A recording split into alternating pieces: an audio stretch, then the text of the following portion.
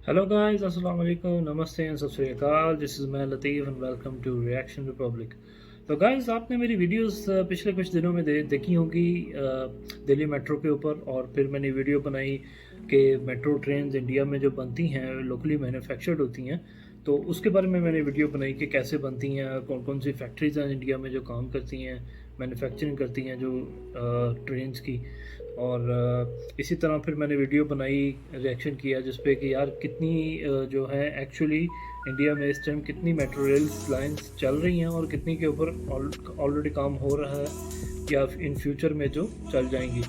तो इसी तरह गाइस फिर आपने मेरी वीडियोस में देखा होगा कि मैंने बोला था कि यार मुझे लगता है कि बहुत जल्द जो है वो इंडिया पूरा इंडिया जो है वो फास्ट जो है ना ट्रेन से कनेक्ट हो जाएगा। तो इसी चीज़ को लेके मेरे कुछ व्यूवर्स ने, इंडियन दोस्तों ने मुझे कमेंट किए, सजेशंस दी कि यार आप एक वीडियो देखें, ये भी ट्रेन्स के रिलेटेड है बट ये थोड़ा सा एक डिफरेंट प्रोजेक्ट है। इसका नाम है DFC corridor project, DFC corridor. और मुझे इसके बारे में कुछ पता नहीं था डीएफसी प्रोजेक्ट के बारे में। तो मैंने पहले तो इसके बारे में थोड़ी सी रिसर्च की विकीपीडिया पे और मुझे पता चला कि ये डेडिकेटेड फ्रेट कॉरिडोर प्रोजेक्ट है इंडियन रेलवे का और इंडियन गवर्नमेंट का, जो कि जिसमें ट्रेन्स चलेंगी सिर्फ फ्रेट के लिए। डेडिकेटेड एक कॉरिडोर होगा जिसमें सिर्फ फ्रेट की ट्रेन्स चलेंगी और जिससे ये होगा कि जो सामान ले जाने की जो ट्रेन्स की जो मुश्किल पेश आती है ट्रेन्स को, क्योंकि अब फ़िलहाल तो अभी तो ये होता है कि ट्रेन्स जो हैं वो सेम वही पैसेंजर रूट यूज़ करती हैं जहाँ से पैसेंजर ट्रेन्स जाती हैं। तो डेडिकेटेड एक रूट हो जाने से ये होगा कि उन ट्रेन्स को सामान लेके आने जाने में बहुत आसानी होगी, टाइम की बहुत बचत होगी, कंपनीज़ के लिए आसानी हो जाएगी, मैन्युफैक्चरिंग यूनिट्स के लिए कि उनका सामान जो है टाइमली एक जगह से दूसरी जगह पहुंच जाएगा, which is a very good thing यार। और अगर लॉजिस्टिक्स में अगर आसानी हो जाए तो बिज़नेस करने में भी बहुत मज़ा आता है। तो इसी हवाले से चलिए ये वीडियो देखते हैं डीएफसी कॉरिडोर के ऊपर। ये खान भाई हैं, इन्होंने एक वीडियो बनाई हुई है, तो थोड़ी लंबी वीडियो है तो प्लीज़ यार बी पेशेंस विद मी। तो मिल के देखते हैं प्रोजेक्ट और मुझे लगता है काफ़ी मज़े की होने वाली वीडियो। तो चलें, लेट्स स्टार्ट। जय हिंद। हम लोग डेडिकेटेड फ्रेट कॉरिडोर के बारे में समझते हैं। ये अभी फिलहाल दो कॉरिडोर बन रहे हैं, एक डीएफसी मतलब एक वेस्टर्न डीएफसी और एक ईस्टर्न डीएफसी बन रहे हैं। ये भारत के लिए पूरी तरह गेम चेंजर साबित होगा। देखिए, जो रेलवे को मुनाफा होता है उसका सबसे ज़्यादा जो प्रॉफिट का हिस्सा आता है वो 63% वो फ्री ट्रेनों से आता है। फ्रेट ट्रेन उसे बोलते हैं जो मालगाड़ी वगैरह होती है, वो कोयला ले जाए, अनाज, सीमेंट वगैरह जो भी ले जाए। भारतीय रेलवे का जो सबसे ज़्यादा फायदा मालगाड़ी से होता है और मालगाड़ी सबसे ज़्यादा अगर कोई चीज़ को ढोती है तो वो कोयला ढोती है, सीमेंट, उर्वरक और उसके बाद खाद्यान्न वगैरह को ढोती है। यही चार चीज बेसिकली मालगाड़ियों से ढोया जाता है। उसके बाद आता है ये पैसेंजर ट्रेनें, इससे टोटल इनकम का 27% इनकम होता है, लेकिन इस पे सारा एक्सपेंस इसी में चला जाता है, सबसे ज़्यादा खर्चा इससे आता है। उसके बाद आपका कैटरिंग जो होता है, खाने के पैसे से, उससे टोटल इनकम का 5% होता है और पार्सल से 3% होता है। 2% विज्ञापन पे देखते होंगे, वहाँ पे ट्रेन और इन पे लिख के चिपका देते होंगे। आजकल तो बाबा रहमानी वाला लिख के चिपका देते हैं सब। लेकिन रेलवे का जो टोटल खर्चा होता है उसमें सबसे ज़्यादा खर्चा इस सवारी गाड़ियों को आने से चलता है। इसमें 110% इन्वेस्ट हो जाता है, मतलब एक्सपेंस हो जाता है। 100 रुपये कमाई है, 115 रुपये खर्चा है। यानी रेलवे के घाटे का सबसे बड़ा कारण ये पैसेंजर ट्रेन है। इसलिए देखिए खर्चा क्यों है, इसको बढ़िया से धुलना पड़ता है, पहले बाहर से, फिर अंदर से धुलो, टॉयलेट को धुलो, उसमें पानी है या नहीं, स्टेशन पर पानी दो, वेटिंग रूम बनाओ, उसमें ट्रेन के अंदर पानी दो, उस पर पंखा लगाओ, लाइट। बिल्कुल यार, इस पे खर्चा तो होता है क्योंकि हम लोग जब ट्रेन में बैठते हैं, जब पब्लिक जाती है, तो अगर वो ट्रेन साफ़ ना हो, वॉशरूम साफ़ ना हो, तो हम लोग कंप्लेंट्स करते हैं कि यार जो एडमिनिस्ट्रेशन होती है उनको बुरा भला बोलते हैं कि यार एडमिनिस्ट्रेशन नहीं ठीक और ये है वो है, सफाई नहीं होती ठीक से। लेकिन उस सफाई वगैरह को करने में और सब कुछ करने में एट दी एंड खर्चा तो होता है फिर उस पर। लगाओ, ऊपर निकलने के लिए एग्जॉस्ट दो। इसके बाद इसके अंदर टीटी को रखो, टीटी का अपना सैलरी होता है। सोचो कोनो चेन पुलिंग कर देगा, बीच में रुक जाएगा, उसके लिए एक्स्ट्रा जो फ्यूल खर्च होते हैं वो फिर उसको पकड़ने के लिए अलग से लगाओ। जहर खुरानी होगी, महिला छेड़खानी हो जाएगा, उसके अंदर कुछ खिला के चले जाएंगे सर, आरपीएफ, जीआरपी, दुनिया भर का इसमें एक्सपेंस होता है। जबकि मालगाड़ी में देखेंगे कोई एक्सपेंस नहीं, लो लाइट, बत्ती, सोफा, कुर्सी, टॉयलेट, बाथरूम, पानी, जीआरपी, सीआरपी, महिला सुरक्षा, कुछ तामझाम नहीं है। बस इसको तिरपाल से ढको, भेज दो जहाँ चला चला जाए।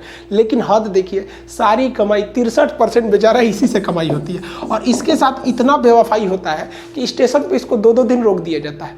मतलब इसका कोई टाइम टेबल नहीं होता, कब कहाँ जाएगी। एक पैसेंजर ट्रेन आई, छोड़ दो इसको, ये बेचारा ठुकुर ठुकुर चलते हैं सर। एवरेज इनकी स्पीड बिल्कुल यार, होता तो ऐसे ही है, क्योंकि जो पैसेंजर्स ट्रेन होती हैं, जाहिर है अगर पैसेंजर ट्रेन लेट होगी तो पैसेंजर शोर मचाते हैं। लोग जो है वो बहुत शोर, जो लड़ाइयाँ हो जाती हैं, शोर मचता है कि भाई ट्रेन क्यों लेट हो रही है, ये है वो है। तो इसलिए जो है वो पैसेंजर ट्रेन्स को जो है प्रायोरिटी दी जाती है। तो जिसकी वजह से ऑल दो जो अर्निंग ज़्यादा होती है वो फ्रेट ट्रेन से होती है, लेकिन पैसेंजर ट्रेन्स को प्रायोरिटी दी जाती है क्योंकि उसमें लोग होते हैं और लोगों को टाइमली अपनी जगह पे पहुंचना होता है। तो इस वजह से जो है ना पैसेंजर ट्रेन्स को प्रायोरिटी दी जाती है। और ये बहुत अच्छी चीज़ है कि यार अब फ्रेट ट्रेन्स की इस मुश्किल को दूर करने के लिए अलहदा से एक कॉरिडोर बनाया जा रहा है। 25 की होती है, 25 किलोमीटर प्रति घंटा इनकी एवरेज होती है। बेचारों को सही से 100 किलोमीटर चलने का मौका नहीं मिल पाता है, जिस वजह से भारत में जो लागत आती है किसी चीज़ की वो बहुत महंगी आ जाती है। और कोई भी व्यक्ति अभी क्या है, सस्ता होने के बावजूद, सबसे सस्ता होता है पानी वाली जहाज़ से, उससे थोड़ा ही महंगा होता है ये फ्रेट ट्रेन है। मालगाड़ी बहुत ही सस्ता होता है, आप समझिए ट्रक से ना ये 10 गुना सस्ता होते हैं सब, इतना यहाँ पे ये सस्ते। बिल्कुल, फ्रेट ट्रेन जो होती है, एक तो ये फास्ट भी होती है, सेफ भी होती है। ट्रक्स को आप देखते हैं आए दिन कहीं ना कहीं एक्सीडेंट हुआ होता है, उल्टे पड़े होते हैं ट्रक्स, ठीक है। ये फ्रेट ट्रेन सेफ भी होती है, सस्ती भी होती है और फास्ट भी होती है यार। तो ये ज़बरदस्त चीज़ है। बहरी जहाज़ जो होते हैं, जो जो शिप्स होती हैं, वो तो बहुत टाइम लगाती हैं यार, उनमें तो कितने कितने दिन लग जाते हैं। लेकिन फ्रेट ट्रेन जो होती हैं, अगर इसको डेडिकेटेड कॉरिडोर मिल जाए तो अगर 1000 किलोमीटर का भी रास्ता है और अगर 100 किलोमीटर की स्पीड से भी ये ट्रेन जाती है तो 10 घंटे में आपका सामान पहुंच जाएगा इजीली।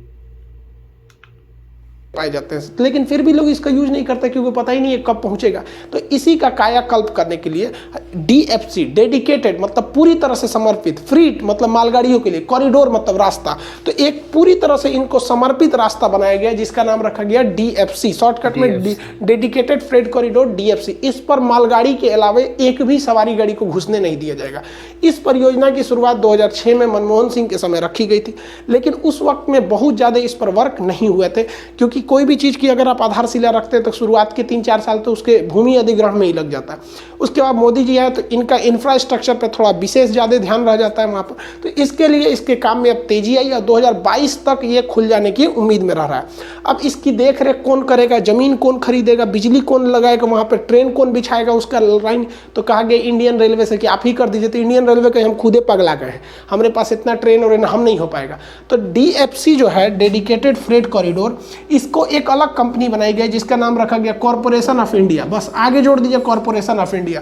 तो DFC, dedicated freight corridor corporation of India limited. तो इसी को, यही कंपनी जो है ये क्या बनाती है, DFC को देखरेख करेगी। अब ये DFC दो तरह का होगा, एक पश्चिम में होगा तो इसे कहा गया WDFC यानी वेस्टर्न डेडिकेटेड फ्रेट कॉरिडोर। ये दिल्ली और नोएडा के पास स्थित दादरी से चलेगा और जवाहरलाल नेहरू पोर्ट यानी मुंबई बंदरगाह तक पहुंचेगा, जो भारत का सबसे आधुनिक बंदरगाह है। जबकि दूसरा जो है वो पूरा पश्चिम वाला जो ईस्टर्न डेडिकेटेड फ्रेट कॉरिडोर, ये कलकत्ता के पास गाइस, ये बहुत ज़बरदस्त चीज़ है कि अगर क्योंकि फ्रेट जो दूसरे मुल्कों से आता है वो तो बाय सी ही आता है ज़्यादा, अगर मुंबई तक आता है और मुंबई से अगर आपको बाय ट्रेन, अगर दिल्ली और मुंबई के दरमियान बाय ट्रेन, और क्योंकि दिल्ली मुंबई पहले नंबर पे है और दिल्ली दूसरा बड़ा शहर है, तो इन दोनों शहरों के दरमियान अगर ये कॉरिडोर चल जाता है तो आप ज़रा सोचें कि कितनी आसानी होगी लोगों को सामान, जो अपना बिजनेसेस को अपनी चीज़ें बाहर एक्सपोर्ट करने में भी और इंपोर्ट करने में भी, रॉ मटेरियल्स इंपोर्ट करने में भी और जो फिनिश गुड्स हैं उनको एक्सपोर्ट करने में भी बहुत आसानी होगी, बहुत तेज़ हो जाएगा ये सारा प्रोसीजर। पुनी से निकलेगा और पंजाब के लुधियाना तक जाएगा। और भारत सरकार की योजना है कि इसके पैरेलल इंडस्ट्रियल कॉरिडोर बनाना है, यानी बहुत बड़े बड़े कारखाने भी डालने हैं और इस साइड में भी, तो उन कारखानों को अगल बगल में ले जाने में भी सहूलियत हो, इसलिए DFC का प्रोग्राम बनाया गया। तो इसको हम लोग शॉर्टकट में WDFC western dedicated freight corridor, इसको EDFC eastern dedicated freight corridor कहते हैं। ये छोटा है, इसकी लंबाई 1504 किलोमीटर है। ये बहुत ज़्यादा लंबा है, इसकी टोटल लंबाई 1856 किलोमीटर है। इसको बनने में थोड़ा सा टाइम लगेगा, जबकि ये 2022 तक लगभग कंप्लीट तैयार हो जाएगा। इसके आधे सेक्शन को अभी ही खोल दिया गया, जबकि ईस्टर्न डीएफसी को भी खोल दिया गया। इनके जितने स्टेशन हैं वो वर्तमान रेलवे स्टेशन के पैरेलल ही चलेंगे, बस उसके नाम के आगे न्यू लगा रहेगा, जैसे न्यू भावपुर, न्यू टुंडला, इस टाइप के इसके नाम लगेंगे, सबके आगे न्यू लगा रहेगा, क्योंकि एकदम नई तरह से। और ये हकीकत भी है, आज़ाद भारत में ये सबसे बड़ा प्रोजेक्ट है, इतना बड़ा प्रोजेक्ट है, इससे बड़ा प्रोजेक्ट अभी स्वतंत्रता के बाद नहीं लाया गया, क्योंकि इसमें जो हमारी वर्तमान रेलवे है ये तो अंग्रेजों ने बनाया था, उसी में धीरे धीरे सुधार करते करते लाए, लेकिन ये पूरी तरह से नया होगा। देखिए, अगर आप अंतर्राष्ट्रीय व्यापार नहीं करते हैं तो आपका देश बहुत आगे नहीं जाएगा, लेकिन अंतर्राष्ट्रीय व्यापार जितना होता है वो शिप से होता है। और भारत के 9 राज्य ही हैं जो बंदरगाहों से लगते हैं, लेकिन इंडस्ट्रीज अंदर के एरिया में भी जाते हैं। अब इन शिप पे हजारों की संख्या में कंटेनर होते हैं। अब होना क्या चाहिए कि इन कंटेनरों से सामान उतार के और जो भारत के बड़े बड़े जो कंपनी हैं उनसे जो सामान है निर्यात कर दीजिए, मतलब यहाँ से अनलोड करो, इसी पे लोड कर दो। तो इसके लिए ज़रूरी क्या था, हमें लॉजिस्टिक पार्क बनाना। अब भैया ये लॉजिस्टिक पार्क क्या होते हैं सब, तो देखिए यहाँ बंदरगाह होते हैं, यहाँ पानी वाली जहाजें लग गई हैं, ये अनलोड कर देगा यहाँ पर। जबकि भारत के अन्य हिस्से से जो कंपनियाँ भारत में ऑलरेडी रन कर रही हैं, चाहे वो हमारे यहाँ की कानपुर की कंपनी जो फैक्ट्रीज लगी हैं, नोएडा में जितनी कंपनियाँ हैं, गुड़गांव की जो मारुति कंपनी वगैरह, जो जितनी गाड़ी ऑटोमोबाइल्स वगैरह हैं, सब ये सब की कंपनी है, ये अपना सामान ले आके यहाँ रख देती हैं। तो ये एक जगह ले आके रखने के लिए एक बड़ा सा जगह चाहिए ना, जिसे लॉजिस्टिक पार्क कहते हैं। जिस देश के पास ये लॉजिस्टिक पार्क रहेगा उसका आवागमन बहुत तेजी से होगा। कोई भी देश उससे आयात निर्यात करेगा कि भैया, ये जहाज भी क्या कहेगा कि भैया यहाँ हम डंप करते हैं और यहीं से हमको माल मिल जाता है, हमको खाली नहीं लौटना पड़ता है। अगर ये लॉजिस्टिक पार्क भारत में बन जाएगा तो चाइना में लॉजिस्टिक खर्चा यानी टोटल खर्चा जो होता है, ले जाने का खर्चा होता है, वो टोटल कॉस्ट का केवल 6% पड़ता है। यानी 100 रुपये का कोई सामान है ना, तो उसमें 94 रुपये उसकी वैल्यू है, 6 रुपये उसका लॉजिस्टिक यानी ले जाने में खर्चा है। जबकि भारत में जो है ना, ये लॉजिस्टिक का 30% तक पहुंच जाता है। यानी 100 रुपये का सामान है तो उसमें 30% तो समझ जाइए कि ऐसे ही ले जाने के लिए पड़ा है। अब ऐसे समझिए ना, केरला में जो नारियल पानी मिलता है केरला में, वो 5।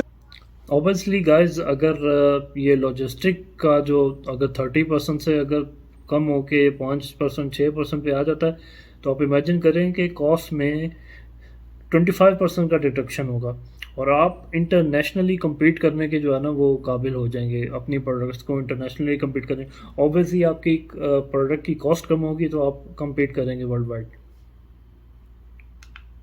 रुपये का से 10 रुपये का मिलता है, जबकि आप दिल्ली, पटना, लखनऊ में पीजिएगा वही पानी को तो आपको 30 से 40 रुपये में पड़ेंगे। आप सोच रहे हैं 10 गुना नहीं, मतलब 5 गुना ज़्यादा महंगा पड़ रहा है। लेकिन अगर हम बंदरगाहों के पास बड़ा सा लॉजिस्टिक पार्क बना दें, दुनिया में अभी सबसे बड़ा लॉजिस्टिक पार्क चाइना के पास है, उसके बाद बहुत बड़ा कंटेनर डिपो है वहाँ। हमारे यहाँ अब देखिए, यहाँ जहाज़ें लगी रहती हैं, ऐसा नहीं जब जहाज़ का टाइमिंग फिक्स हो जाएगा तो वहाँ से चली जाएगी, अब आपका सामान आए ना आए। अब हम लोग को दिक्कत आता था कि ये हम लोग बंदरगाह के पीछे तो लॉजिस्टिक पार्क बना लिए थे, लेकिन इस लॉजिस्टिक पार्क तक पहुंचाने के लिए रेल लाइन नहीं था, क्योंकि वहां रेल लाइन को भी तो पहुंचाना है। उस लॉजिस्टिक पार्क के जस्ट पीछे यहां रेल लाइन लगा दीजिए कि यहां से जो भी फैक्ट्री है यहां पे डंप करे और यहां का माल यहां से लेके चले जाए। अब ये लॉजिस्टिक, इसके लिए डीएफसी का प्रोग्राम बनाया गया, जो अलग से मालगाड़ियां चलेंगी उसका ज्यादा बेहतर यूटिलाइज किया जा सके, इसलिए उसमें डबल स्टैक कंटेनर चलाया गया, मतलब एक कंटेनर नीचे और दूसरा कंटेनर उसके ऊपर। इससे क्या है कि बहुत ज्यादा माल की ढुलाई कर सकते हैं। लेकिन एक समस्या ये है कि इसमें डीजल इंजन लगाया गया था। विश्व के जितने बड़े बड़े कंटेनर ट्रेनें हैं उसमें डीजल इंजन है ज़्यादातर में। अब डीजल हम लोग को आयात करना पड़ता है, उसका महंगा, दूसरा पर्यावरण प्रदूषण होता है। इसलिए भारत सरकार ने ये डीएफसी एक और डीएफसी की रेल लाइन बिछाने का टेंडर दिया। दूसरा बिहार के मधेपुरा में एल्स्टम जो कंपनी है, एल्स्टम फ्रांस की कंपनी, उससे हम लोगों ने 12,000 हॉर्स पावर का WAG वैग 12 नाम का इंजन बना लिया। अब ये इंजन जो है ये इतना बेहतरीन इंजन है कि ये इंजन इलेक्ट्रिक से चलता है, जिससे पर्यावरण का लॉस नहीं होता है, और इलेक्ट्रिक से हम लोग इस डबल स्टैक कंटेनर को खींच सकते हैं लोग। इस इलेक्ट्रिक के चलने की वजह से हम लोग जो सालाना डीजल पे खर्च होता है। अमेजिंग यार, स्पेशल 12,000 हॉर्स पावर का जो है वो इंजन उसके लिए डिज़ाइन किया गया है, उसको चलाने के लिए। अमेजिंग यार, अमेजिंग, ज़बरदस्त चीज़ है। इलेक्ट्रिक का होगा, एक तो खर्चा कम होगा, डीजल का खर्चा नहीं होगा, ज़बरदस्त चीज़ है यार, अमेजिंग। उसमें 12,000 करोड़ रुपए तक हम लोग बचा सकते हैं। ये बहुत बड़ी राशि हो जाएगी। देखिए, इन कंटेनरों को ऊपर से रखने के लिए आप ऑटोमेटिक इसमें लॉक सिस्टम होते हैं, ये एक दूसरे से गिर नहीं सकते हैं, यहाँ बेहतरीन ढंग से लॉक हो जाते हैं। ये इस पे रखने पे लाएंगे तो छोड़ेगा ही नहीं, कितना भी गिर जाए ये उसी के साथ एकदम लॉक हो जाएगा। भारत सरकार अरबों खरबों रुपए जो खर्च कर रही थी, तो इसके लिए सरकार का पूरा ध्यान था कि ऐसा प्रोजेक्ट बनाया जाए जो अगले 200 से 300 साल तक चल सके। इसलिए इसको इतना बेहतरीन ढंग से बनाया गया कि इसमें इतनी मजबूती बनाई गई कि जो वर्तमान ट्रेनों की स्पीड है 30 किलोमीटर, उससे बढ़ाकर 100 किलोमीटर प्रति घंटा की रफ्तार से इस पे मालगाड़ियां फुली लोडेड होकर गुजर सकती है। इतने ही स्पीड पर इसका ट्रायल किया गया है, जबकि हालांकि जब चलाया जाएगा तो इसे 70 से 80 ही रखा जाएगा। इतने स्पीड पर चलने से मालगाड़ियों को हम 24 घंटे के, डीएफसी का कहना भी है कि हमारा एजेंडा यही है कि हम 24 घंटे विद इन डे हम पूरे ऑल ओवर इंडिया में सप्लाई दे सके। देखिए इसे 24 घंटे में सप्लाई से बहुत बड़ा फायदा ये होगा कि दिल्ली के पास अगर कोई कार कंपनी बनती है तो 200 कार को अगर मान के चलिए उसे सऊदी अरब निर्यात करना है तो 24 घंटे के अंदर उसे दिल्ली से मुंबई पहुंचा देगा। मुंबई में कोई शिप लगा है सऊदी अरब का, वो लेकर वहां चला गया। अब पता हमारे यहाँ क्या होता था ना, सऊदी अरब का कोई शिप लगा है, 3 दिन से वो बंदरगाह पे लगा है, बंदरगाह वाले उसका चार्ज कर देंगे सबकी, जो जल्दी हटा यहाँ पे, वो कह के ट्रेन में आई भी नहीं कि मलगड़िया उधर रोके हैं सब मुगल सराय में, हम क्या करें यहाँ पे। 6-6 दिन तक लगी रहती थी, तो उधर उसका किराया, इधर इसका लेट हो रहा है इसका। ये ट्रेन एक बार में 13,000 टन सामान को ले जा सकती है, जबकि एक ट्रक जो होता है वो 10 टन को ले जाता है। यानी ये सड़कों पे से समझ जाइए कि 1300 ट्रक का बोझ हटा देगा। अब आप कहेंगे कि ट्रक वाले बेरोजगार होंगे, ऐसा नहीं बेरोजगार होंगे भैया, ये तो केवल मेन रूट पे चलेंगे, फिर इसको उतार के ले आने के लिए ट्रक की तो जरूरत पड़ेगी ही पड़ेगी वहां पर। और इनके बीच का खासा ध्यान रखा गया है कि जो इंडियन रेलवे को जिस तरह से कंस्ट्रक्ट किया गया था, तो एक रेलवे लाइन दूसरे लाइन की काफी करीब थी, जबकि इसको ध्यान रख के इसमें काफी ज्यादा दूरी बनाई गई है। क्यों? क्योंकि देखिए दोनों के बीच की जो दूरी है इंडियन रेलवे की और डीएफसी की, दोनों सेम ही है, लेकिन जो चौड़ाई है डिब्बों की वो बहुत ही ज्यादा है। अगर हम इतने चौड़े डिब्बे को डीएफसी के मालगाड़ी के डिब्बों को इंडियन रेलवे पे लाएंगे तो जब वो प्लेटफॉर्म से करीब से गुजरेंगे ना, तो उनकी चौड़ाई ज्यादा होने की वजह से फोड़ देंगे प्लेटफॉर्म को। वो 24 घंटे के अंदर अपने लक्ष्य तक पहुंचाने के उद्देश्य के लिए ही इसमें खासा ध्यान रखा गया। इसे इंडियन रेलवे की तरह लेवल क्रॉसिंग नहीं दिया गया कि यहाँ पे क्रॉसिंग लगा दीजिए दुर्घटना हो गई, ये होगा। इसके लिए क्या किया गया, ऊपर पुल बना के ले गए हैं लोग, जहाँ पुल संभव नहीं था वहाँ पर अंडरपास बना के लेके गए हैं लोग। जैसे मान के चलिए ये ऊपर निकल गई, यहाँ पर गाड़ियों के निकलने के लिए अंडरपास है, मतलब एकदम लेवल में क्रॉसिंग नहीं है। इसे कहते हैं लेवल क्रॉसिंग। ट्रेन का भी वही लेवल है, सड़क का भी वही है, तो लेवल क्रॉसिंग नहीं है, जहाँ ऊपर से ले जा सके नहीं तो अंडरपास से लेके गए। इसमें हरियाणा के पास अरावली पर्वत में एक बहुत बड़ी बाधा आ रही थी, बीच में अरावली पर्वत था, उसे घुमाने पे लगभग 40 किलोमीटर एक्स्ट्रा दूरी पड़ जाती। अब 40 किलोमीटर दूरी को कम करने के लिए बीच में से सुरंग खोद दिया गया 1 किलोमीटर लंबा। ये सुरंग बहुत बड़ा नहीं है 1 किलोमीटर, लेकिन दुनिया में अपनी तरह का पहला है, क्योंकि इसकी ऊंचाई इतनी ज़्यादा रखी गई है कि ये डबल स्टेक कंटेनर को ले जा सकता है। लेकिन डबल स्टेक कंटेनर ले जाना बहुत बहादुरी नहीं थी भैया, डबल स्टेक के अलावा ये इलेक्ट्रिक डबल स्टेक को ले जा सकता है, क्योंकि डबल स्टेक कंटेनर के ऊपर अभी 2 फीट ऊपर उसका वायर रहता है। तो ये दुनिया का पहला ऐसा टनल है जिसमें इलेक्ट्रिक डबल स्टेक कंटेनर ले जा सकते हैं, वो इससे भी ऊंचा होता है। ये हरियाणा के पास सोहना में इसे बनाया गया है। अब आप यहाँ देखिए, यहाँ एक जेसीबी खड़ी है, आप देखे होंगे जेसीबी अपने बहुत ज़्यादा हाइट पर होती है, उस जेसीबी से 3 गुना हाइट अभी और है इस टनल के अंदर। ये वेस्टर्न डेडिकेटेड कॉरिडोर पे यानी WDFC के मार्ग पर ये पड़ा है। इतने बड़े रूट पर चलाने के लिए हमें कहीं ना कहीं से कंट्रोलिंग के लिए जरूरत पड़ती है। तो इसमें कंट्रोल करने के लिए इलाहाबाद में, जिसका अभी का नाम प्रयागराज है, तो इलाहाबाद में बनाया गया है ऑपरेशन कंट्रोल सेंटर। इसी में बैठकर, ये दुनिया का सबसे बेहतरीन ऑपरेशन कंट्रोल सिस्टम है, एक अकेले बिल्डिंग में बैठकर पूरे रूट के ट्रेनों पर हम नजर रख सकते हैं, कहाँ पे कौन ट्रेन है, हर एक रूट पर यहीं से कंट्रोल कमांड दिया जाएगा। हालांकि लोडिंग और अनलोडिंग करने का, सामान को उतारने का, ये सारी जिम्मेदारी जो रहेगी वो स्टेशन मास्टर की रहेगी। अब इसमें 2 तरह के स्टेशन रहेंगे, एक कंटेनर स्टेशन रहेंगे जहां से सामान को लोड कर सकते हैं और उतार सकते हैं, और कुछ प्रेसीडिंग स्टेशन रहेंगे। प्रेसीडिंग स्टेशन क्या है कि ऐसे स्टेशन जहां पर मेन लाइन, जैसे एक ये आने वाला रास्ता है, ये जाने वाला रास्ता है, इसके अलावा इसमें 1-2 और लाइनें दे दी जाएगी। क्यों दे दी जाएगी? जैसे मान के चलिए ये ट्रेन आ रही है, इसमें कार है या बाइक है, ट्रैक्टर है, कुछ भी है, और इसके पीछे एक और ट्रेन है जिसमें दूध रखा हुआ है, अमूल का दूध है सपोज कर लीजिए, तो भैया उसको पहले निकालो ना, उसका दूध फट जाएगा। ये कार थोड़ा सा 2 घंटा लेट में भी चलेगी तो दिक्कत नहीं है, तो क्या कैसे लड़ाएंगे, फोड़ के नहीं ना ले जाएंगे। तो इसको क्या किया जाएगा ना, वहीं से रूट घुमा के इधर खड़ा कर दिया जाएगा, ये ट्रेन उधर खड़ी हो जाएगी, इस रूट से प्रेसीडिंग दे दिया जाएगा कि हाँ भैया तुम जाओ, तुमको खराब होने वाला सामान है, तुम लेके चले जाओ। तो ये प्रेसीडिंग स्टेशन है यहाँ पर। जबकि डिपो स्टेशन अलग होते हैं। ये एक रूट पर एक दिशा से 120 ट्रेन ले जाने का प्लानिंग है भारत सरकार की। 120 यानी 120 इधर से 120 इधर से, टोटल 240 ट्रेनें चलेंगी। जो डीएफसी का मेन स्टेशन होगा वो इस तरह से होगा, यहाँ पर कंटेनर को उतारने और उसको चढ़ाने के लिए एक अलग से क्रेन लगे रहेंगे और इसके बगल में एक बड़ा सा एरिया होगा, वो सवारी की तरह ऊंचा प्लेटफॉर्म नहीं होगा, ये मालगाड़ियों को उतारने के लिए जगह दिए गए और ये कंटेनर डिपो रखे रहेंगे। यहाँ पर गाड़ियाँ होंगी जो जैसे जिसका सामान है, मान के चलिए किसी को अजमेर के पास से पत्थर को भेजना है दुबई में, बुर्ज खलीफा में संगमरमर लगने वाला है, तो राजस्थान के भरतपुर से निकाला जाएगा ये पत्थर और उसको कंटेनर में रखिए या जैसे भी रखिए और इस पे लाद दीजिए, ये लेके चला जाएगा जवाहरलाल नेहरू बंदरगाह और वहां से भेज देगा दुबई, जाओ बुर्ज खलीफा में लग जाना पत्थर। वर्तमान रेलवे स्टेशन की सबसे बड़ी खराबी क्या है, जो लूप लाइन है, यानी मेन लाइन के अलावे जो लूप लाइन साइड में रहती है उसकी टोटल लंबाई 700 मीटर है। अब 700 मीटर से लंबी ट्रेन को खड़ी ही नहीं कर सकते, क्योंकि अगर 700 मीटर से लंबी होगी तो जाके वो मेन लाइन पे खड़ी हो जाएगी, तो पूरी ट्रेन को ब्लॉक कर देगा। इसलिए मजबूरी है कि अभी मालगाड़ी भी 700 मीटर ही हो सकती है, जबकि इसमें से 2 किलोमीटर लंबा है, तो हम का जो लॉजिस्टिक खर्च आएगा बहुत ही मामूली हो जाएगा। क्योंकि भैया 2 किलोमीटर लंबी ट्रेन को, वो भी डबल स्टेक यानी लगभग 4 किलोमीटर लंबी ट्रेन हो जाएगी। खींचेंगे कितने लोग, 2 लोको पायलट यहाँ पे है, 2 बीच में बैठेगा और 1 गार्ड पीछे बैठ जाएगा, तो लोग 5 से 7 लोग इसको मिलकर उतनी भारी भरकम ट्रेन को खींच सकते हैं। इसके ट्रैक को बिछाने के लिए एक नया ट्रैक लेइंग मशीन को लाया गया था। ये मशीन जो थी एक दिन में 1.5 किलोमीटर ट्रैक को बिछा देती है। बिछाए जाने वाले स्लीपर है वो इसे स्पेशली बनाया गया है। इसमें जो लोहा है वो भी काफी मजबूत है। इसका जो लोहा, ये रेल जो बनाया गया है, ये 1 मीटर रेल की लंबाई 68 kg है। इसमें फिश प्लेट का प्रयोग नहीं किया गया है, यानी गैपिंग नहीं छोड़ी गई है। केवल जो गैपिंग छोड़ा गया है वो ब्रिज के पास छोड़ा गया है, बहुत मामूली का। इसमें बेहतरीन ढंग के स्टील और लोहे का प्रयोग किया गया। स्पीड बरकरार रखने के लिए इसमें ऑटोमेटिक सिग्नलिंग का प्रयोग किया गया। ये सबसे मॉडर्न टेक्नोलॉजी होती है। ऑटोमेटिक सिग्नलिंग एक ऐसा सिग्नल होता है जहां कहीं ट्रेन खड़ी रहती है तो उसके औसम यार, एक तो उसको काफ़ी मजबूत बनाया गया, जो स्टील लगाया गया वो भी बहुत अच्छी क्वालिटी का लगाया गया, और फिर टेक्नोलॉजिकल जो है ना, टेक्नोलॉजिकल भी उसको बहुत एडवांस बनाया गया। मुख्तलिफ़ किस्म के सेंसर्स लगाए गए हैं ट्रैक के अंदर, उसकी जो है हरकत को कंट्रोल करने के लिए और सब चीज़ को देखने के लिए, मॉनिटर करने के लिए। अमेजिंग यार, अमेजिंग।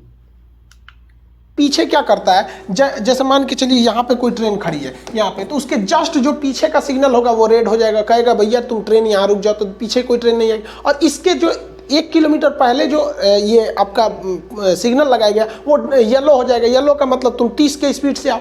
उससे पहले जो रहेगा वो ऑटोमेटिक डबल येलो हो जाएगी, भैया 60 की स्पीड से आओ। और उसके पहले वाला रहेगा वो ग्रीन हो जाएगा।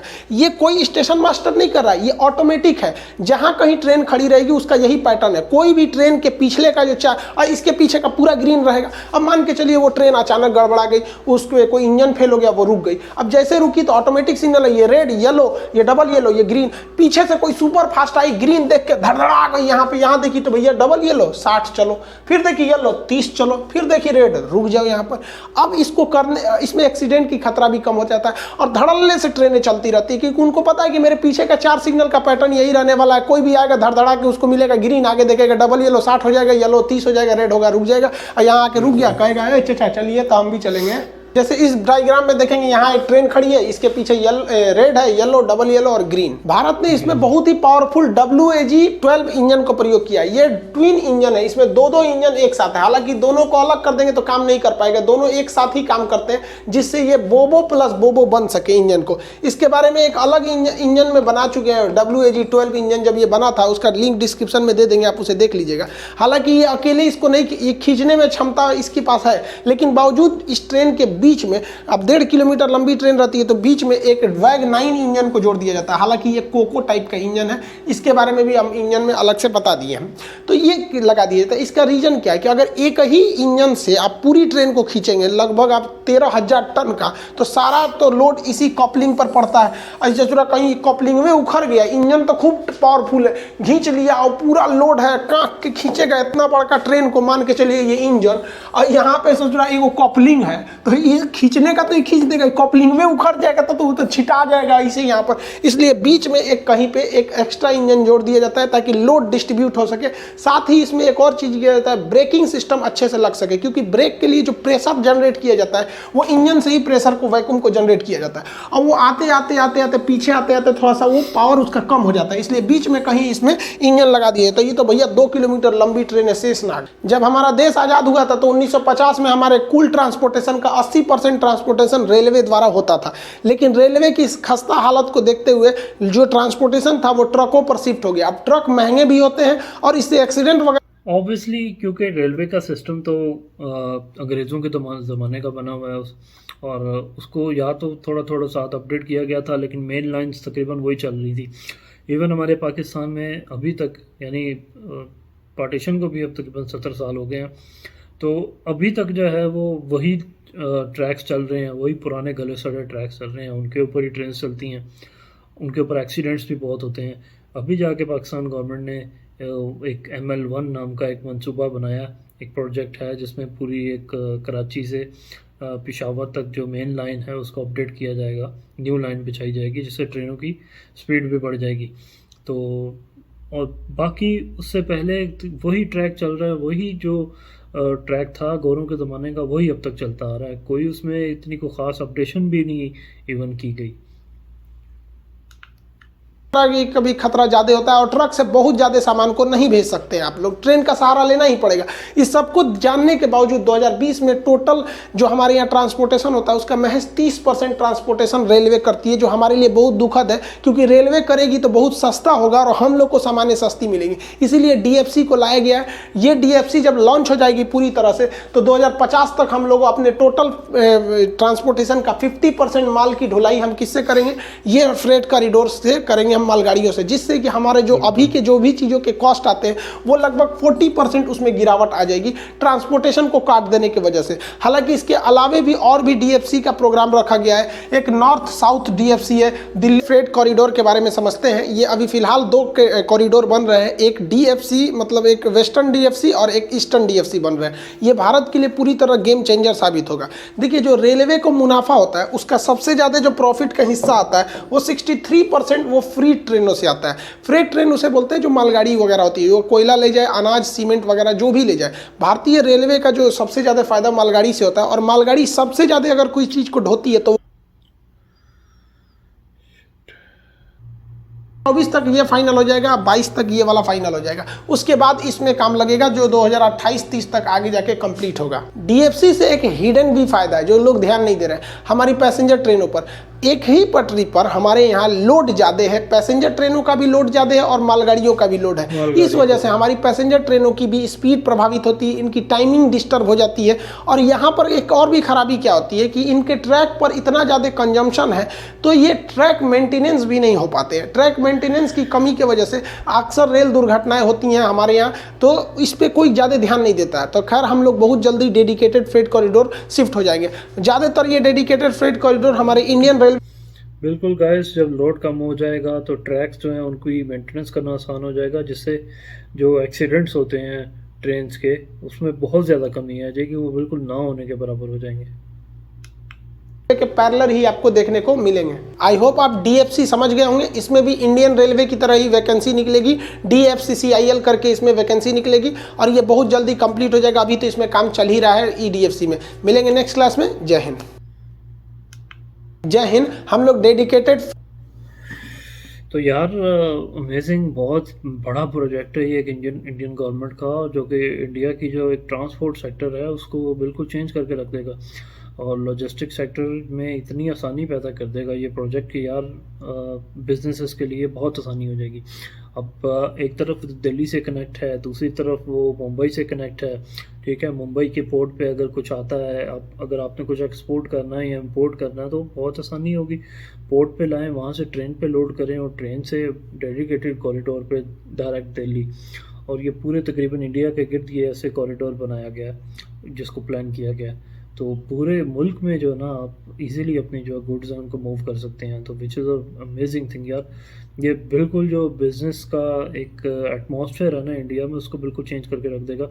कॉस्ट में बहुत कमी हो जाएगी। ऑब्वियसली जब कॉस्ट में ये ट्रांसपोर्टेशन में आसानी हो जाएगी इतनी, तो उसमें कॉस्ट में भी एक तो टाइमली आपकी गुड्स पहुंचेंगी, दूसरा कॉस्ट भी बहुत कम हो जाएगी, जिसकी वजह से बिज़नेस जो है वो इंटरनेशनली कम्पीट करेंगे, विच इज़ अमेजिंग यार। बहुत ज़बरदस्त चीज़ है, बहुत ज़बरदस्त प्रोजेक्ट है ये इंडियन गवर्नमेंट का। तो इसके साथ ही गाइस मुझे दें इजाज़त। अगर मेरा रिएक्शन पसंद आया तो काइंडली मेरी वीडियो को सब्सक्राइब कर दें, और मेरे चैनल को भी जो है वीडियो को लाइक कर दें और चैनल को सब्सक्राइब कर दें। तो थैंक यू सो मच, मिलते हैं किसी नेक्स्ट रिएक्शन में। Thank you.